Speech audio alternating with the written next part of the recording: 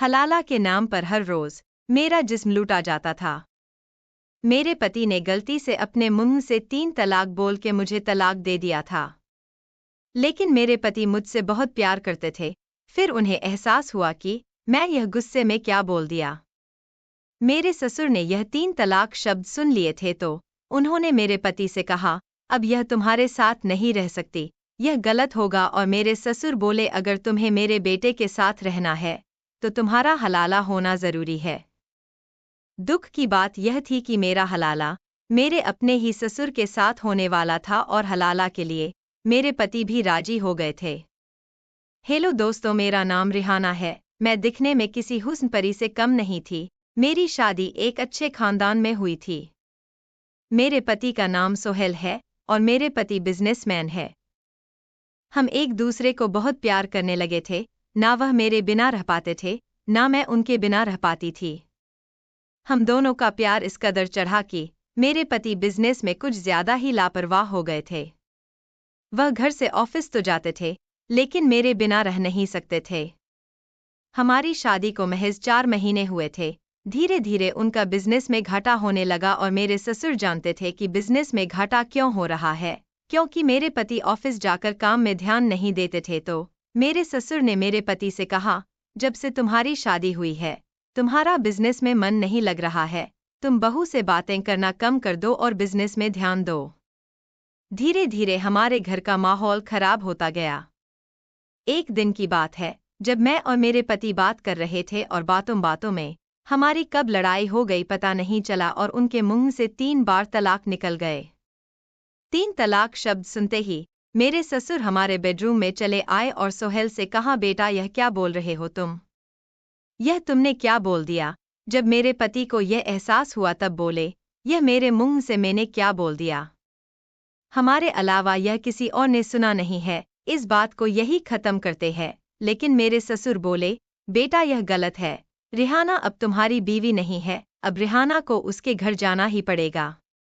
तब मेरे पति बोले, मैं रिहाना से बहुत प्यार करता हूँ। मैंने भी कहा, मैं भी आपसे बहुत प्यार करती हूँ, मैं अपने घर नहीं जाना चाहती। और मैंने अपने ससुर से कहा, क्या मैं नहीं रह सकती अब? रिहाना बहू, अगर तुम्हें अपने पति के साथ रहना है तो तुम्हारा हलाला होना जरूरी है। तब मैंने अपने ससुर से पूछा, यह हलाला क्या है? मेरे ससुर बोले, हलाला मतलब तुम्हें पहले किसी और से शादी करनी होगी, उसके बाद तुम्हें उससे तलाक लेना होगा, फिर तुम दोबारा मेरे बेटे से शादी कर पाओगी। मैंने कहा, क्या? मैं किसी और से शादी क्यों करूं, जब मैं अपने पति से बहुत प्यार करती हूं?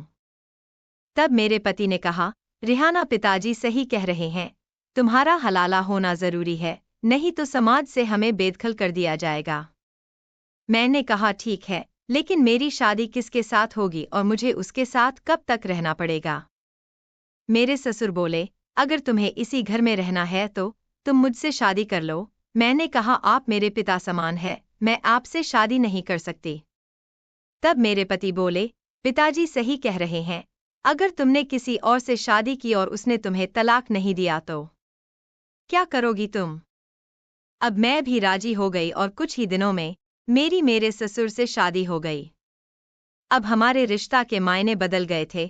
जो मेरे ससुर थे अब वह मेरे पति बन गए थे और मेरा पति अब मेरा बेटा बन गया था।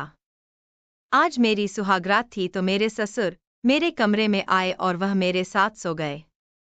मैंने कहा, यह आप क्या कर रहे हैं?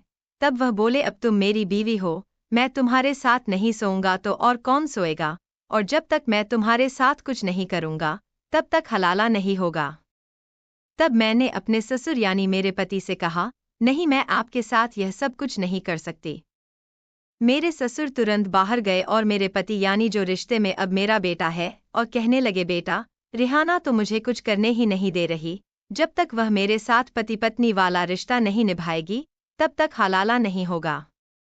तब सोहेल मेरे कमरे में आया और मुझे कहने लगा, रिहाना तुम्हें पिताजी के साथ पति पत्नी वाला रिश्ता निभाना ही पड़ेगा, वरना हम फिर से एक नहीं हो पाएंगे। मैंने सोहेल की बात मान ली और सोहेल मेरे बेडरूम से चला गया और मेरे ससुर बेडरूम में आ गए। उन्होंने दरवाज़ा बंद कर लिया और उन्होंने मेरे साथ सुहागरात मनाई। मुझे अपने आप से इतनी गिल्ट आ रही थी कि यह मैं क्या कर रही हूँ। ऐसे ही कुछ दिन गुजर गए और सोहेल ने अपने पापा से कहा, पिताजी अब आपकी शादी को 15 दिन हो गई है, आपको जो करना था वह कर चुके हो, अब रिहाना को तलाक दे दीजिए।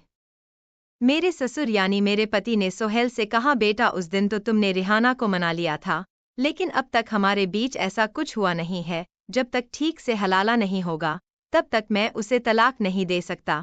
समझ रहे हो ना बेटा मैं क्या कहना चाह रहा हूँ। जब सोहेल ने मेरे से बात की तो मैंने उसे सब बताया कि आपके पिताजी मेरे साथ हर रोज रात को जम के करते हैं, मैं और ज्यादा बर्दाश्त नहीं कर पाऊंगी। तब सोहेल बोला, पिताजी मुझे कह रहे थे कि मैंने ऐसा कुछ किया ही नहीं है तो मैं उसे तलाक कैसे दे दूं। मैंने कहा वह हर रोज रात को मेरे साथ पति पत्नी वाला खेल खेलते हैं और वह आपसे झूठ क्यों बोल रहे हैं। मुझे लगता है उनका कोई इरादा नहीं है मुझे छोड़ने का। सोहेल प्लीज कुछ कीजिए, मैं आपसे बहुत प्यार करती हूँ। जब हम दोनों की यह बात हो रही थी तब मेरे ससुर ने हमारी बातें सुन ली थी।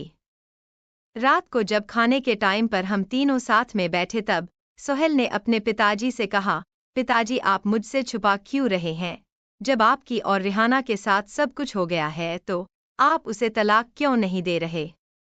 तब मेरे ससुर भड़क कर बोले, सोहेल किसने कहा तुमसे यह सब। रिहाना ने। सच तो यह है कि तुम हमारे खानदान का नाम डुबाना चाहते हो। जो पहले तुम्हारी बीवी थी अब वह हमारी बीवी है और रिश्ते में वह तुम्हारी माँ है और तुम अपनी माँ के ऊपर गंदी नजर डालते हो। आइंदा याद रखना यह हमारी बीवी है। इतना कह के वह चले गए।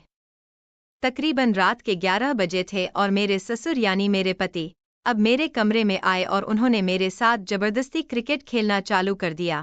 उस दिन मेरे मुंह से चिक निकल गई और वह चीख सोहेल ने सुन ली। अब सोहेल को यकीन हो गया था कि पिताजी रिहाना और मेरे साथ गलत कर रहे हैं। मेरा प्यार हर रोज लूटा जा रहा था। ऐसे ही 3 महीने गुजर गए लेकिन पिताजी मुझे तलाक देने का नाम नहीं ले रहे थे। अब सोहेल ने ठान लिया था कि वह मुझे घर से भगा के ले जाएंगे और एक दिन हम घर से भाग गए। मेरे ससुर को यह बात का पता चला तो उन्होंने सोहेल के खिलाफ पुलिस में रिपोर्ट दर्ज कराई। ऐसे ही 6 महीने गुजर गए लेकिन आज तक हम पुलिस के हाथ नहीं आए थे। हम खुशी खुशी एक छोटे से गांव में रहने लगे थे। दोस्तों आपको यह स्टोरी कैसी लगी कमेंट में जरूर लिखें और लाइक करना ना भूलें। इस कहानी का दूसरा भाग जल्दी आएगा। तब तक के लिए बाय।